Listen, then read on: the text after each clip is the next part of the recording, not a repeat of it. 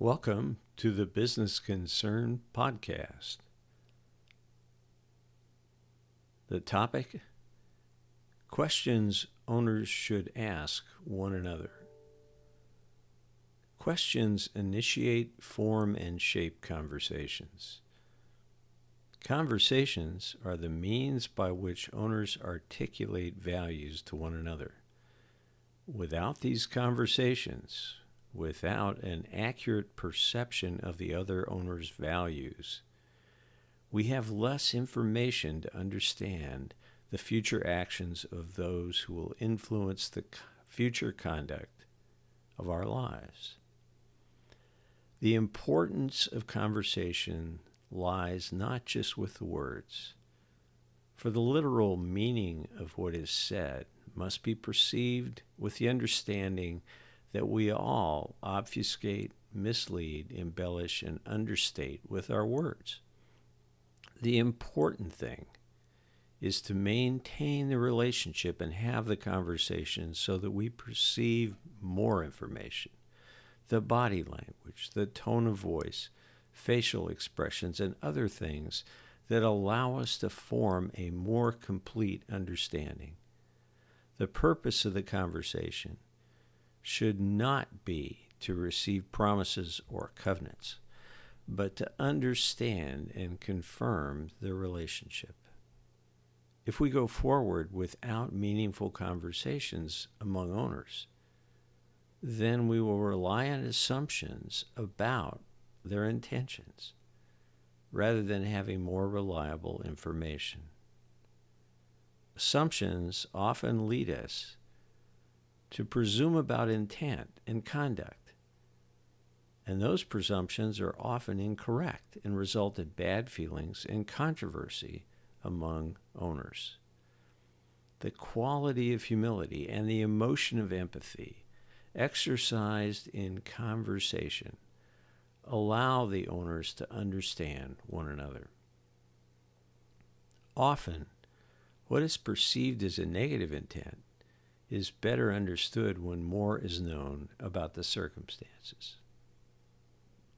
So what are the questions to ask and how to ask them? There is no magic phrasing or perfect time. In the conversation, the parties need to desire a sincere exchange. This can be done directly or indirectly. There are topics of interest that should be commented on by all owners, one to the others. The questions that follow frame the topic and are not intended to suggest the literal phrasing of the question. What are your intentions toward the business? What would you do if you did not own the business? What happens if you become disabled? What happens when you die? Will you tell me if anything changes? Obviously, these are not yes or no questions. Some owners may view the business as a lifetime activity, and others merely as an interesting investment. There will be owners whose self-image is tied to the business, and others who own the business without personal identification with the business. The death, or more likely the disability, of any owner will have effects to the business that should be understood and anticipated. Each owner should indicate to the satisfaction of the other owners that if something changes in that owner's relationship to the business, there will be a communication to the other owners. It's best if the owners of a business maintain a relationship that includes meaningful and continuing conversations about their relationship to the business.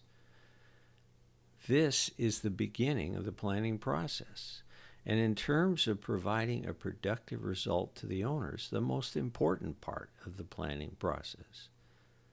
When such conversations between the owners are ongoing, there is less probability of conflict, and where conflict does occur, there is a better chance of resolving the conflict without damage to the business.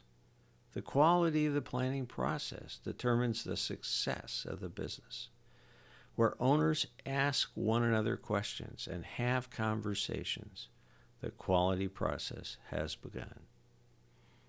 My name is Rick Rebusel. I'm the principal consultant of Business Transition Consulting. I appreciate your attention. Thanks.